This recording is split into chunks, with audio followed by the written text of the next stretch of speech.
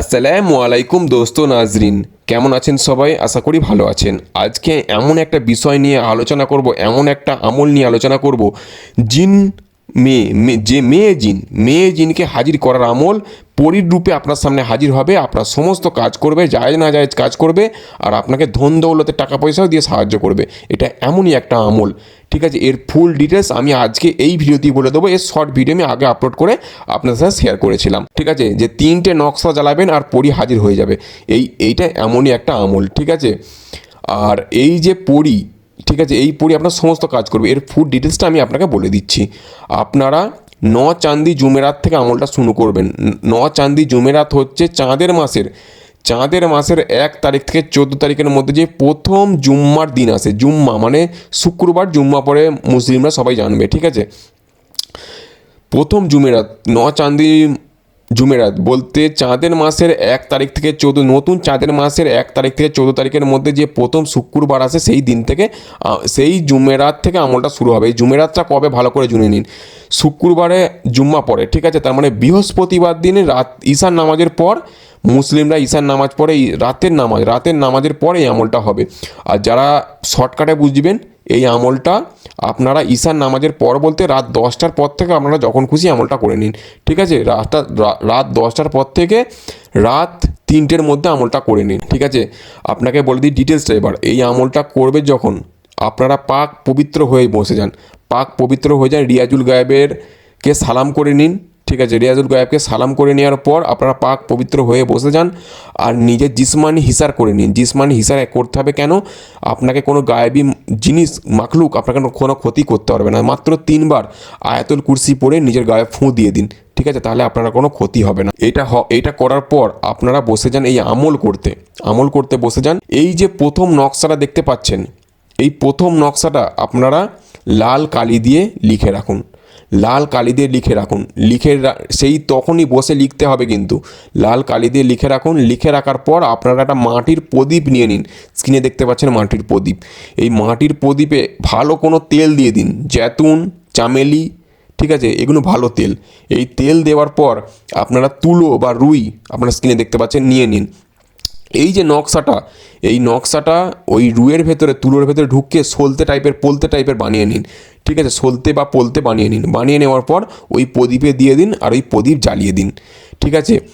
এই প্রদীপ কিন্তু আপনি যেখানে বসে আমল করছেন সেই প্রদীপটা কিন্তু আপনার সামনে রাখতে হবে। আপনার সামনে 4 ফুট দূরে রাখতে হবে, ঠিক আছে? 4 ফুট দূরে আপনাকে রাখতেই হবে। 4 ফুট রেখে আপনাকে আমল এবার পড়তে হবে। একটা আমল পড়তে হবে, যেটা আমি আপনাকে ভিডিও শেষে বলে দেবো, ঠিক আছে? এটা প্রথম নকশা। এই প্রথম নকশাটা জ্বালিয়েছেন, 4 ফুট দূরে রেখেছেন, আপনার মন্ত্র পড়া হয়ে গেল, আপনার প্রথম দিনের আমল খতম হয়ে গেছে। আবার দ্বিতীয় দিন দেখুন, এই নকশাটা দেখুন, নিচে 2 লেখা আছে। এটা দ্বিতীয় দিনের সেম নকশা, এই অন্য নকশা আপনারা দেখুন। এটা লাল কালি দিয়ে লেখার পর আপনারা সেম সলতে বাইনে জ্বালিয়ে দেবেন আর মন্ত্র পড়বেন, ঠিক আছে? আপনার দ্বিতীয় দিনও হয়ে গেল।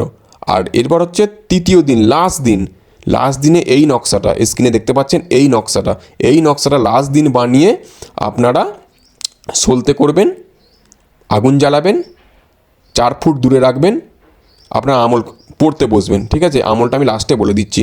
ব্যাস, আপনাদের আমল কমপ্লিট হয়ে গেল। এবার যখন ও হাজির হয়ে যাবে আপনার সামনে, লাস্ট দিনে হাজির হবে। লাস্ট দিনে বেশিরভাগ মানুষের হাজির হয়, যার রুহানি পাওয়ার বেশি তার প্রথম দিনই হাজির হয়, ঠিক আছে? প্রথম দিনে হাজির হয়ে যতক্ষণ না আপনার আমল পড়া শেষ হচ্ছে ততক্ষণ আপনি ও কথা বললেও আপনি বলবেন না, ঠিক আছে? যতক্ষণ না ও কথা বলে, আপনার আমল পড়া শেষ হয়েছে, ও কথা বলতে চাইছে, তখন কথা বলবেন, তার আগে কথা বলবেন না, ঠিক আছে? আর যাদের রুহানি পাওয়ার খুব বেশি তারা প্রথম দিনে হাজির হয়, যার একটু ভালো তার দ্বিতীয় দিনে, আর যার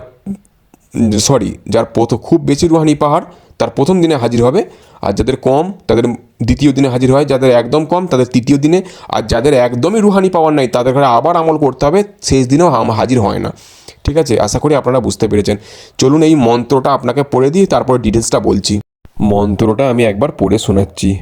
আহিয়ান সারাইয়ান আজুনাই আসবাওতো আলী সাদাইয়া বিহাক্কি মোহাম্মদ মুস্তফা সাল্লাল্লাহু তালা আলাইহি ওয়াসাল্লাম কাইদা ইয়াকুসিন আকরা কারোসিন সালোতা আলতা আলতা ব্যাস এই হলো মন্ত্র। এই মন্ত্র আপনাকে পড়তে হবে 707 বার। ঠিক আছে, প্রথম দিনে প্রদীপ জ্বালিয়েছেন 707 বার পড়েছেন, আবারও প্রদীপ জ্বালিয়েছেন তারপরের দিন 707 বার পড়েছেন, আবারও তারপরের দিন 707 বার পড়েছেন, প্রদীপ জ্বালিয়েছেন। ঠিক আছে, এইভাবে আমল কমপ্লিট করতে হবে। এই পরি যখন হাজির হয়ে যায় তখন কিন্তু আপনি এর কাছ থেকে জেনে নিন যে কী করে আবার হাজির করতে হবে, এ সব আপনাকে পরি আপনাকে বলে দেবে। ঠিক আছে, কোনো ভয় নেই। ঠিক আছে, আর যারা যারা রুহানি পাওয়ার, নিজের রুহানি পাওয়ার বৃদ্ধি করতে চান, তারা যারা স্ক্রিনে দিয়ে এই যে আংটিটা ঘুরছে দেখতে পাচ্ছেন, এর ওপরে মক্কিল হাজির করা হয়েছে। এই আংটি নিলে আর কিছু কাজ করলে আপনার রুহানি পাওয়ার বেড়ে যাবে। ঠিক আছে, আমার কাছ থেকে আংটি অর্ডার করতে পারেন। যে কোনো কাজের জন্য স্ক্রিনে দেওয়া নাম্বারে যোগাযোগ করতে পারেন, যারা আংটি নিতে চান বা বশীকরণের কাজ, যে কোনো কাজ করানোর জন্য। আসসালামু আলাইকুম।